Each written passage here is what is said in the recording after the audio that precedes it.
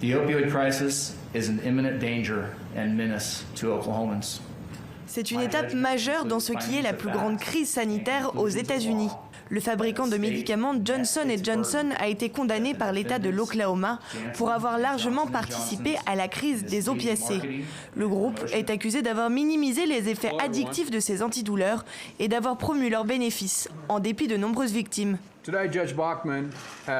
Le juge Balkman a appuyé notre position selon laquelle Johnson & Johnson, motivé par la cupidité et l'avarice, est responsable de la crise des opiacés dans notre État. Johnson & Johnson est enfin tenu pour responsable des milliers de décès qu'il a provoqués. C'est la première fois qu'un laboratoire pharmaceutique est reconnu coupable depuis le début de cette crise. Depuis 20 ans, pourtant, 400 000 personnes sont mortes par overdose d'opiacés aux États-Unis, dont 6 000 dans l'État d'Oklahoma. Une crise qui s'étend aussi au Canada, où les opiacés ont tué plus de 10 000 personnes en seulement 3 ans. Austin vivait un cauchemar, le cauchemar des prescriptions abusives d'opiacés.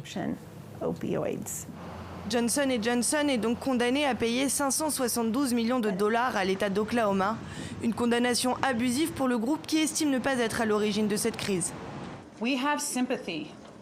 Nous avons de la sympathie pour ceux qui souffrent de toxicomanie, mais Johnson & Johnson n'a pas provoqué la crise des opiacés, ni ici en Oklahoma, ni ailleurs dans le pays.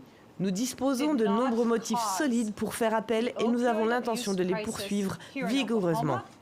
Cette condamnation devrait ouvrir la voie à d'autres procès. Au total, près de 2000 plaintes ont été déposées contre des fabricants de médicaments aux États-Unis.